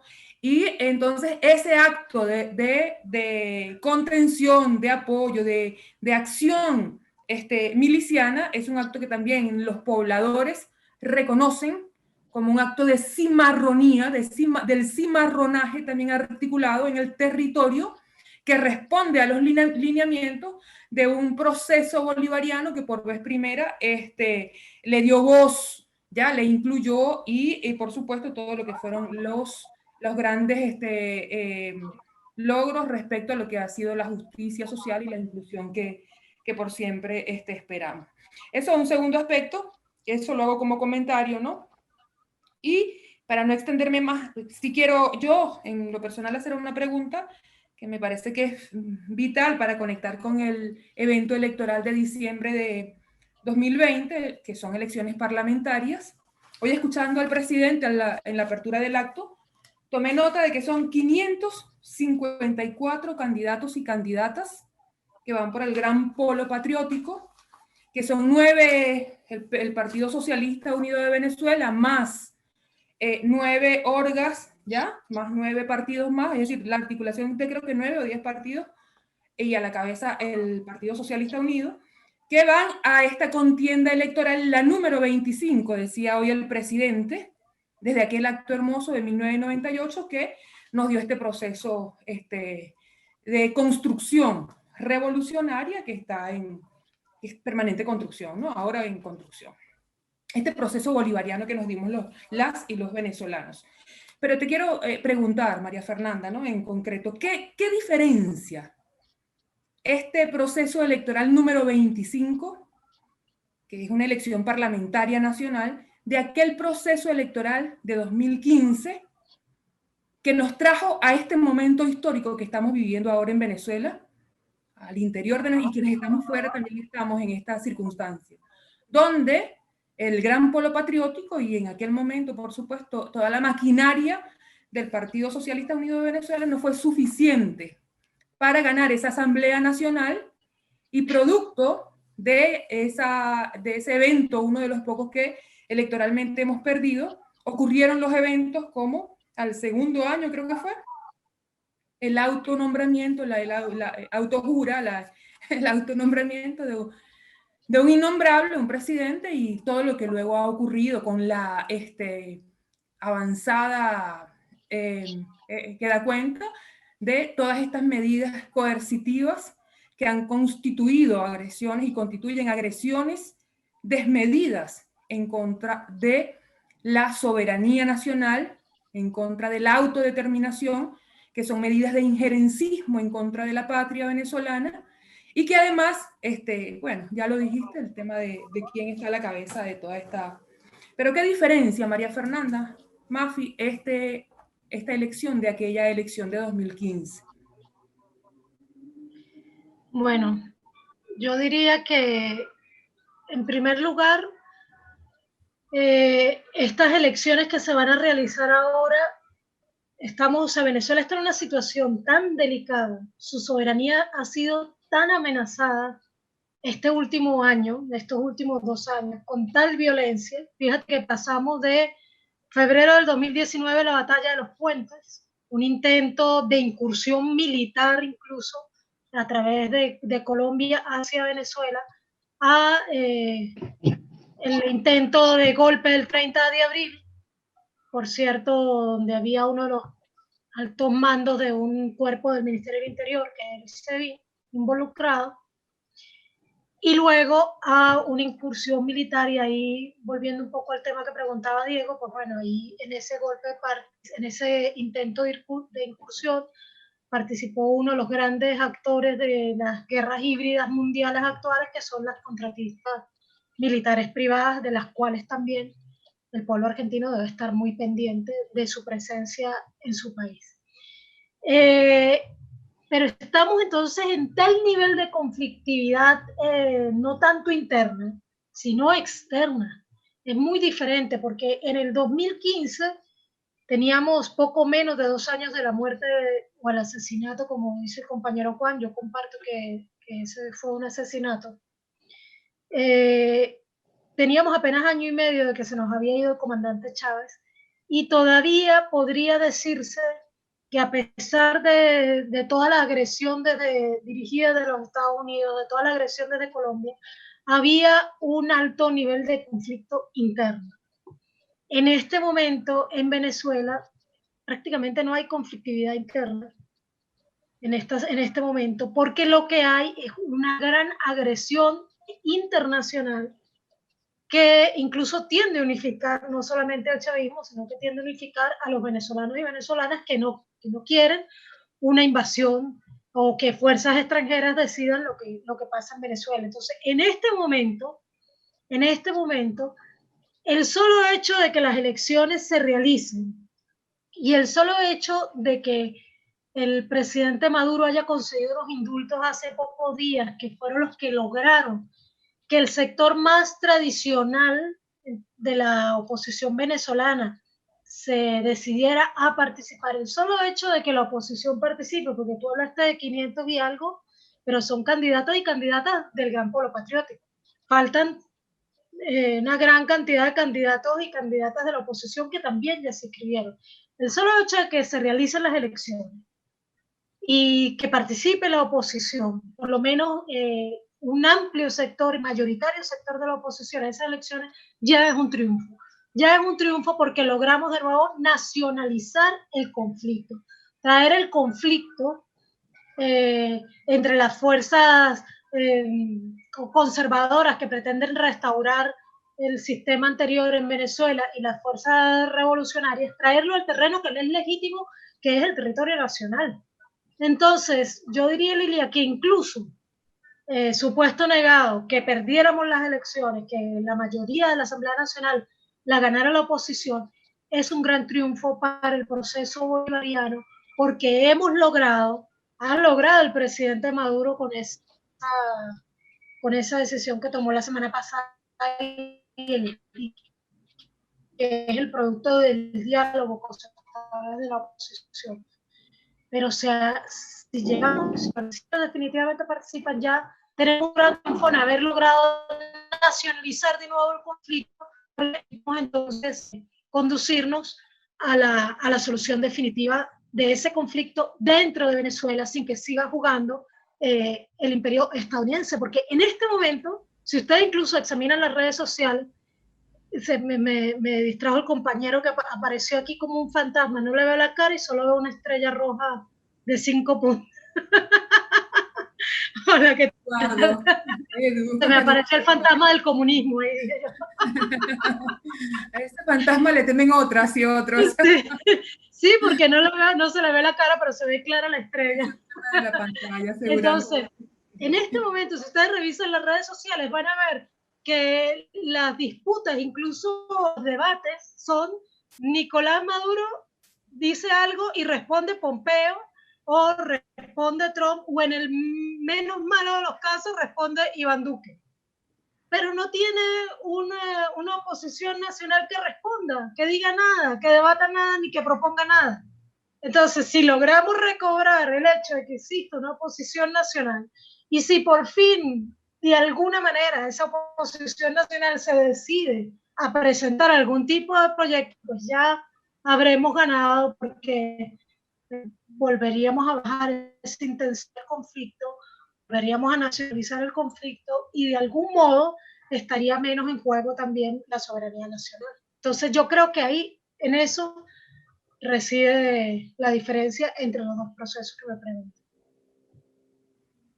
Excelente. Le paso la palabra a Hugo y a los compañeros y compañeras que están abiertos los micrófonos para que hagan sus planteamientos. También por ahí tenemos, luego vamos a leer al final del encuentro, algunos comentarios que nos han llegado a través de la página de Encuentro Antiimperialista. Bueno, es la página de YouTube. De la página de Facebook. Aún no tenemos la cuenta en YouTube, pero estamos en ese proceso. Igual estamos grabando. De Facebook. Ok, perfecto. Así es. Uno se queda escuchándola a María Fernanda y se puede quedar escuchándola por largo rato, porque la verdad que es extraordinario el nivel de precisión y de conocimiento que tiene sobre el tema y de la pasión que le pone. Yo me había quedado con el tema que vos habías hecho referencia, Lilia, esto que está pasando ahora con la policía acá, tema que no hay que soslayar, pero entendiendo que en principio no implica ni mucho menos a toda la policía de la provincia de Buenos Aires, sino a algún sector, que salen a cuestionar en momentos en los que ellos son cuestionados. Digo, hay un montón de comisarios que están siendo pasados o por pasar a retiro, que es un ajuste que el gobierno tenía que hacer, digamos, en algún momento tenía que lidiar con esta vaina, porque sabemos que atrás de todo esto hay una cuestión de corrupción. Y ahora estos policías enmascaran esa discusión, como todos bien lo sabemos, dentro del reclamo salarial, que sí, por supuesto que es válido, porque es cierto, y esto ha sido reconocido, que la cuestión salarial quedó como atrasada, y no solamente la cuestión salarial, sino reivindicaciones de salud y de otras cuestiones que necesita la policía para poder seguir funcionando. En el medio de este marco enmascaran dentro de esa protesta lícita esta otra cuestión para tratar de levantar y sacar, digamos, llevar la contienda hacia otra cuestión. Pero no es un tema que por esto pase a ser menor, digo, y que tengamos que soslayarlo, y si no pensemos, tenemos como ejemplo lo que pasó en noviembre con una protesta que inicialmente fue policial, lo que terminó pasando con el gobierno de Evo. Así que nada, esto es un comentario que quería hacer al respecto de lo que vos habías planteado recién. Y finalmente lo que quería comentarles es que ayer tuiteó Rafael Correa sobre bueno, el tiempo récord en el que lo juzgaron, determinaron que estaba totalmente fuera de carrera en la cuestión electoral y que quedaba marginado de la misma. Entonces, decía Rafael que no entienden de todos modos que así lo único que hacen es aumentar el apoyo popular, ¿no? Porque esto genera sublevación dentro de los pueblos. Y dejó una frase, Rafael, que me pareció extraordinaria. La voy a citar textual. Dijo: recuerden, a lo único que nos condenan es a vencer.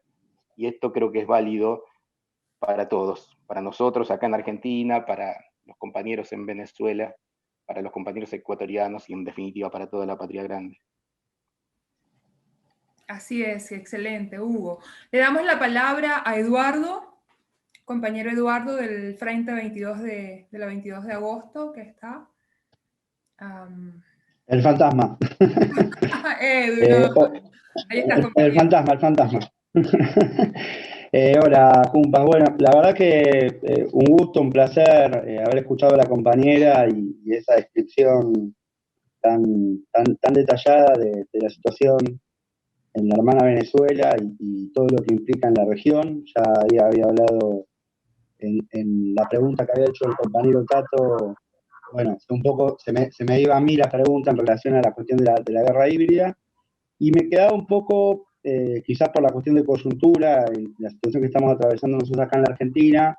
Comparto parte de lo que decía Hugo en relación a cómo es este accionar de esta protesta policial y lo que enmascara de fondo, que no solamente tiene que ver con las medidas o no que se están tomando hacia la policía bonaerense, sino que se circunscriben en un escenario donde hace muy pocos días un personaje nefasto de la historia argentina, que fue como resucitado de la galera, que es Duhalde, advertía en medios la posibilidad o la imposibilidad de que se concretaran o se terminara con elecciones en la Argentina.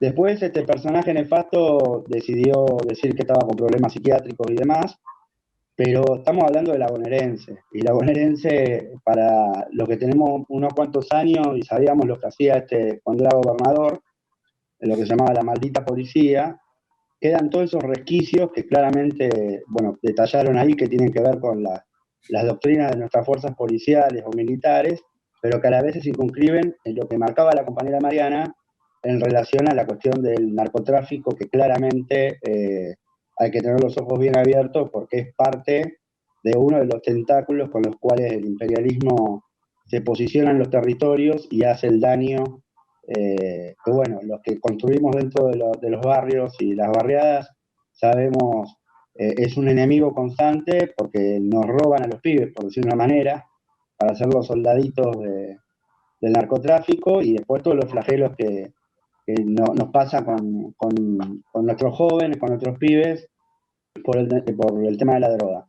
Pero yo quiero destacar que a mí no me parece que simplemente sea una movida por alguna que otra acción que esté llevando a cabo el gobierno de la provincia de Buenos Aires contra algunos sectores de la policía, sino que me parece que se circunscribe en un escenario donde están tratando de por todos lados generar la desestabilización. Fíjense que el que podría ser interlocutor de los policías en ningún momento lo nombra a Kicillof, lo nombra en todo caso al ministro de Seguridad, Berni, y en ese vacío, si se quiere, de no reconocer cuál es la autoridad máxima, ponele, de la provincia, me parece que nada, nos pone en una encrucijada, porque aparecen actores viejos que claramente saben lo que es desestabilizar. No tengo que hablar acá en la Argentina de lo que fue previo al 2001, pero le salió el tiro por la culata. Y hay algunas cuestiones que están pasando que no podemos dejar de estar alertas. Nosotros nos hemos declarado paradójicamente en alerta y movilización, aunque somos muy respetuosos de la cuarentena, porque no creemos que sean hechos aislados y que tenemos que estar muy atentos, porque me parece que se circunscribe en lo que está pasando en la región, lo que pasó con las dos chiquitas allá en Paraguay, y me parece que cuando el imperialismo toca la tecla, todos los resortes empiezan a activarse y tocan ¿cómo se dice? Para decirlo de una manera, o sea, tocan el sonido que quiere, que se establece a partir de esto que decía la compañera con respecto a este mecanismo, para llamarlo de manera de guerra híbrida hacia los pueblos de la región. Nada, acotar eso, o sea, la verdad que muy contento con el espacio, gracias por la invitación. Bueno, ahí están mis compañeros también de la organización, así que bueno, al pie del cañón, como lo hemos estado, saludando a Lilia, en las jornadas de guardia de seguridad en la Embajada de Venezuela, que fue un honor, la verdad, esos días y noches de poder defender el suelo y los bienes, instituciones soberanas de nuestra amada República Bolivariana de Venezuela. Y decir que nada, que estamos acá, que vamos al pie, que somos convencidos del sueño de la patria grande, que encarnaban Simón Bolívar, San Martín, Martí, que luego levantara o retomara de vuelta el comandante Chávez para ponernos ¿cómo se dice?, un horizonte. Y creo que nada, que hay que aprender de esto, hay que estar más unidos que nunca, y bueno, y dar la batalla que tengamos que dar, en las condiciones en las que las tengamos que dar, pero que sepa el imperialismo que acá hay pueblo, que hay comunidad organizada y que no nos van a llevar por delante. Así que abrazo grande, viva la patria grande. Gracias, compañera María Fernanda, por estas aclaraciones, y bueno, ya querremos los compañeros del Frente 22 poder hacernos del material que bueno, que es un orgullo que sea también desde la perspectiva y la concepción de las compañeras, porque bueno, siempre es bueno, es buenísimo que tengan este protagónico. Así que nada, buenísimo, y nada, abrazo y saludo a todos y todes. Sí. Gracias, Eduardo. María Fernanda, debo decirte que, bueno, esa expresión de hacer el aguante a la embajada, de esas jornadas, largas jornadas, especialmente en la última fase que tuvo que ver con desde las PASO, el proceso electoral aquí en Argentina, donde hubo grandísimas tensiones, ¿ya? Y amenazas en ciernes en contra de nuestro territorio patrio, que es la embajada, ¿no? Es el espacio diplomático de la Embajada de Venezuela. Bueno, aquí estás con la gente, esta gente que está acá es la gente que hizo el aguante. Esta mañana conversaba con María Fernanda y me decía, pero es que estás utilizando términos muy argentinos, ¿no? Hacer el aguante no es un término que se utilice en Venezuela, ¿no? Pero este sostenimiento, este abrazo, esa expresión que acaba de utilizar el compañero No te Eduardo, ¿no? preocupes, Sepa el imperialismo. yo soy políglota, yo soy políglota. Ahí está, sepa el imperialismo que, bueno, que hay pueblo, este es el pueblo articulado, ¿no? Una representación grandiosa del pueblo organizado en defensa de la patria grande y en lucha permanente en contra de la odiosa avanzada del imperialismo.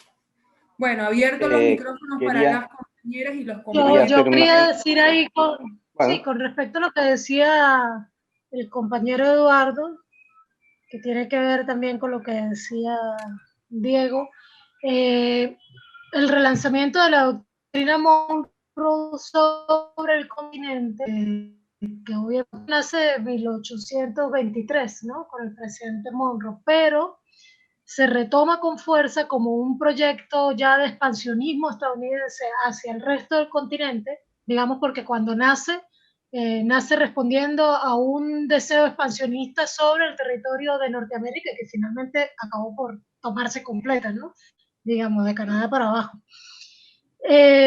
Pero en este momento la doctrina Monroe se relanza de nuevo en el 2018, puntualmente en el discurso de Trump en la ONU, y se vuelve a relanzar el discurso de la Unión en el 2019.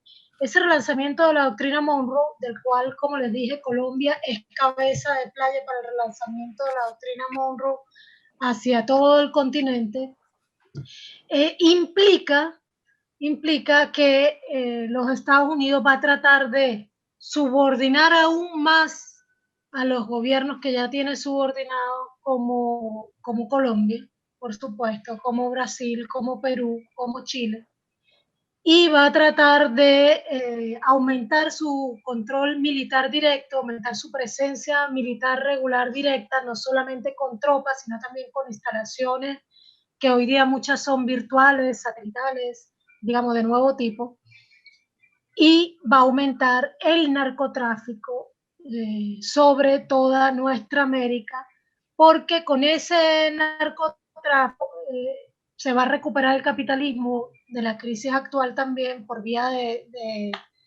del lavado de capitales y el crecimiento financiero, y porque también ese narcotráfico es el que financia los ejércitos irregulares que los Estados Unidos quiere dispersar por toda nuestra América para concretar su proyecto de dominación, que como les dije se relanzó en el 2018. Por eso es que sí, sin lugar a dudas los Estados Unidos debe estar tratando de profundizar su relación con los componentes militares de América Latina que en algún momento le han sido leales, como lo debe haber sido la Fuerza Armada Argentina, como la chilena, y a la vez está tratando también de esparcir y formar grupos paramilitares por todo el continente.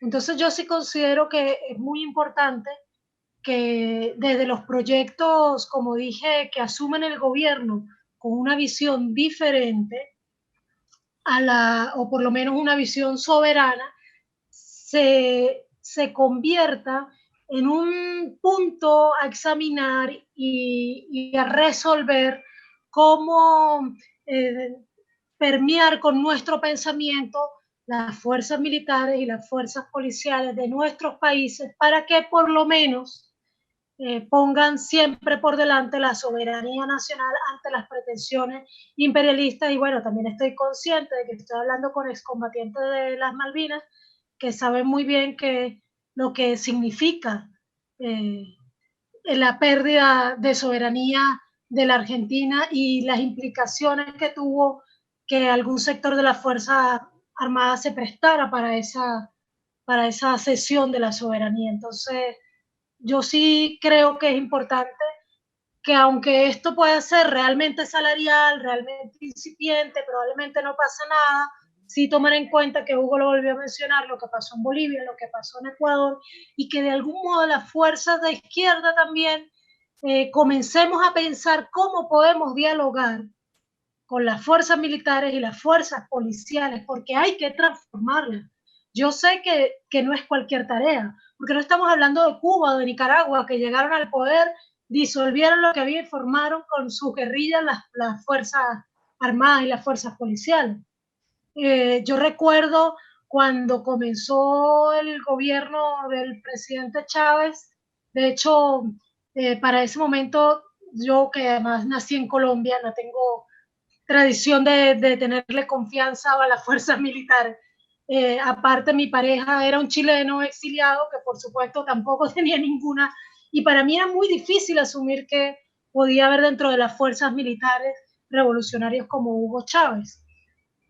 Y luego en el 2001 y en el 2002 muchos compañeros tuvieron que entrar a esos diálogos con la Fuerza Armada que Chávez propició.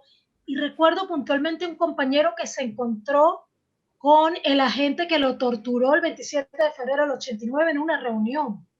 Y para él fue sumamente difícil, pero de tal grandeza política, de tal amor por la estrategia, que fue capaz de superar ese momento y continuar adelante con las reuniones.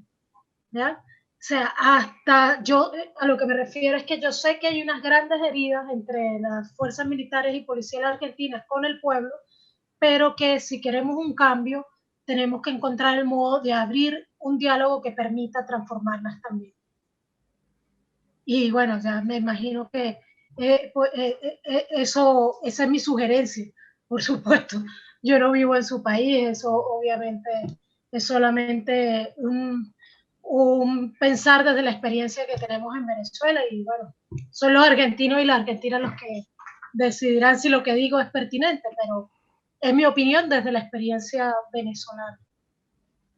Yo quería hacer una pequeñita aclaración al respecto de lo que dije y con respecto también a lo que decía el compañero Eduardo. Yo en ningún momento estaba sugiriendo que esta avanzada desestabilizadora contra el gobierno nacional y popular se redujese a un sector de la policía, sino que puntualmente en este reclamo un sector de la policía que se ve directamente afectado por otras cuestiones utiliza un reclamo que sí se puede masificar al resto de la fuerza para generar lo que generó. Ahora, por supuesto que la oligarquía vernácula, tejiendo redes en todos los sectores, no solo en los sectores policiales, gendarmería, en los sectores de la oligarquía rancia, de la economía, inclusive tomando contacto con, por supuesto, con la Embajada de los Estados Unidos y en absoluta concordancia con ellos, generan desde todos los ángulos, por aquí y por allá, con declaraciones de expresidentes, con esta cuestión o con cualquier otra, generan lo que pretenden que sea, y desde ya, obviamente, con todo lo que constituye el lawfare, ¿no? La avanzada del poder judicial cooptado, con el control absoluto de los medios masivos de prensa. Vos nombrabas a Clarín. Clarín no es solo Clarín, no es un periódico. Clarín son 243 medios, radiales, escrito, por aire, por cable, nos penetran en la psiquis de la gente constantemente por todos lados. Entonces, obviamente que es una maniobra envolvente desde todos los sectores. Eso está clarísimo. Por eso yo justamente decía, prestemos atención, porque tenemos el ejemplo de lo que pasó en un país donde por ahí, inclusive, el margen de maniobra que tenían era mucho menor, y sin embargo, con lo poquito que tenían, avanzaron y miren hasta dónde llegaron. Hoy tenemos a Áñez como dictadora que se pretende eterna en la presidencia boliviana. Por suerte, esperemos que dentro de muy poco tengamos nuevamente un presidente que sea electo por voluntad popular, como es el compañero Lucho Arce, ¿no? Así que bueno, nada, esa aclaración simplemente. Sí, Gracias, Hugo. Estamos llegando ya al final de la hora prevista, que estaba establecida para las 21 horas Argentina y para las 8 de la noche Venezuela. Voy a permitirme leer algunos comentarios que aparecen en nuestras redes sociales. Bien, algunos voy a seleccionar. La compañera Mónica Romero, del Frente 22 de agosto, aguante Latinoamérica Unida. Ariel Plana, por una América Latina grande y unida. Juan Pablo Seoán, grande, cumpa, Edu. Saludos a Eduardo. Grosso, aguante el Frente 22 de agosto para adelante, compañero. Gabriel San Pedro, ampliar los canales de comunicación facilitan la organización de base con su capacidad de presión sobre sus propias organizaciones y de otras. Es una responsabilidad militante y patriótica. Celebro este encuentro esclarecedor y fortalecedor de objetivos antiimperialistas. Gracias por la invitación. Mónica nos envía saludos.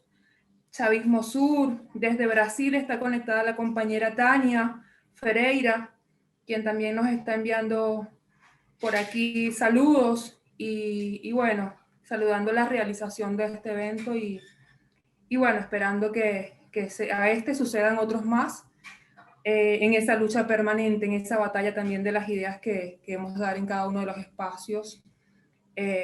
Bueno, incluso los propios espacios del imperialismo, ¿no? Hacernos de estas herramientas para tomar el cielo por asalto. María Fernanda, bueno, te doy la palabra para que cierres y bueno, despidas este espacio. Bueno, entonces yo primero agradecerles el espacio porque, bueno, es fundamental para nosotros y nosotras poder levantar la voz y llegar a todos y todas en el mundo, pero sobre todo en nuestra América. Agradecerles también el hecho de que su solidaridad con Venezuela sea activa, el hecho de que hayan defendido también nuestra embajada, porque esas acciones que parecen pequeñas realmente a veces son muy definitivas y lo que cabe en este momento con la resistencia que estamos dando desde Venezuela es la solidaridad. Más allá de que las revoluciones, yo siempre se lo digo a muchos compañeros y compañeras de la izquierda nacional, pero también internacional, que esperan que se tomen decisiones más acordes con lo planteado, no sé, en el manifiesto comunista, o más acordes con la lucha anticapitalista, y que no haya diálogo y que se rompa con el sistema de explotación de un día para otro, y que pretenden que construyamos el socialismo en un solo país, bloqueado, rodeado, y nos piden mucha pureza, mucha pureza. Yo les digo que las revoluciones no son una superproducción de Walt Disney. No llega la madrina, lanza la varita mágica y llueven las estrellas en el cielo y todo se transforma. Son construcciones históricas que levantamos seres humanos sobre nuestros hombros y como tales tienen defectos, tienen avances, tienen retrocesos y están sujetas a un contexto histórico que hace que nuestros procesos políticos no sean lo que nosotros y nosotras deseamos que sean, sino que sean una ecuación entre lo que deseamos que sean y lo que realmente podemos ser en el contexto histórico que nos toca. Pero lo que sí quiero transmitirles es que en Venezuela estamos muy conscientes, porque esa conciencia no la primero Bolívar y luego nos la recordó Chávez y nos la continúa recordando el presidente Maduro y los demás líderes y lideresas de la revolución, y sobre todo quienes construyen la revolución desde las comunas, desde los territorios. Estamos conscientes de la responsabilidad histórica que tenemos. Venezuela en este momento es la barricada más grande para el imperialismo en nuestra América. Nosotros estamos al norte del sur Y mientras Venezuela resista, es muy difícil que los Estados Unidos logre avanzar sobre el resto de América del Sur.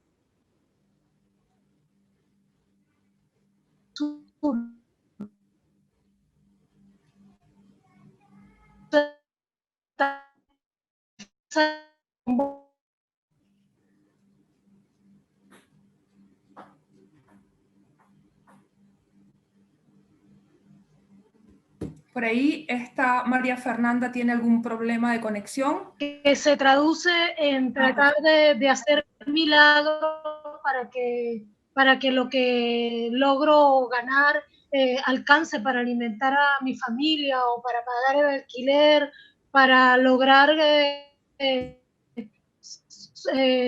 superar sin poder acceder a las medicinas adecuadas algunas veces. Esa resistencia cotidiana nosotros también la estamos dando con plena conciencia histórica. Esta lucha la estamos dando también por ustedes, compañeros y compañeras. Y bueno, ese creo que es un compromiso amoroso que nos debe hermanar a todos y a todas en nuestra América en este momento, y es un compromiso amoroso que yo quiero transmitirles a ustedes para que ustedes sientan que también es un acto de amor hacia sus luchas, lo que aquí están haciendo, y que todo acto de amor que ustedes hagan por nuestras luchas, pues es correspondido con amor eficaz también desde Venezuela.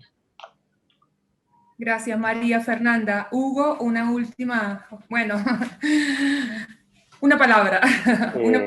Una palabra. Decir que Venezuela resiste y que resista nomás, porque Venezuela, Cuba, Nicaragua siguen siendo nuestra luz, nuestro ejemplo, el camino que tenemos que seguir en la lucha contra el imperialismo, en plantarnos de frente y de cara sin miedos, sin temores, y simplemente con lo que tenemos, con lo que somos, porque de alguna forma no tenemos que perder de vista que si bien acá comenzamos a recorrer un camino en el cual todavía nos falta muchísimo, muchísimo, pero hay otros países hermanos en los cuales la oligarquía ha tenido con su signo los respectivos gobiernos, de la gran mayoría, por ejemplo, de los países sudamericanos, decía, no debemos perder de vista que los pueblos de esos países son pueblos hermanos y que están dando la batalla, no es que la van a dar en algún momento, están dando la batalla y en algún momento van a poder sacudir el yugo de esa oligarquía y vamos a poder volver a ver plasmarse esa gran patria latinoamericana con la que han soñado Bolívar, San Martín, Martí y todos nuestros grandes héroes históricos. Sí. Un saludo. Gracias, compañeras, gracias, compañeros. Por ahí no hemos visto su carita, pero ha estado Camilo del Frente 22 de Agosto, está Diego también dándonos apoyo técnico, está de la GPS Héctor Francia dándonos apoyo técnico y haciéndonos el aguante también en la cuenta de bancándonos, María Fernanda, en la cuenta de Facebook, en la cuenta de Facebook del Encuentro Antiimperialista.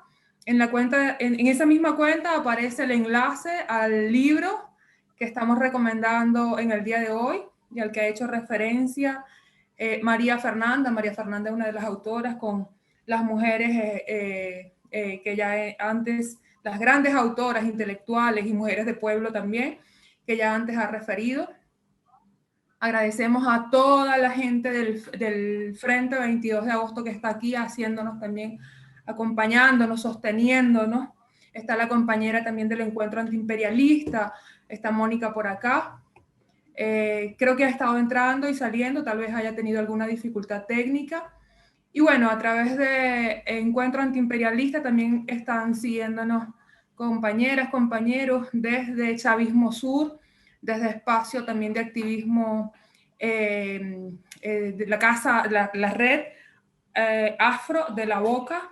La compañera Sara Surel está por allá también acompañándonos y siguiéndonos, las mujeres negras siempre también haciendo el aguante. Y bueno, estas últimas palabras para agradecer y para decirles que aquí estamos, seguimos compañeros, seguimos cumpas y bueno, venceremos. Venceremos. Todas las batallas las venceremos. Veremos. Estamos venciendo. Gracias, Mafi. Un gran abrazo para vos. Abrazos. A todas, a todos. Abrazo para todos.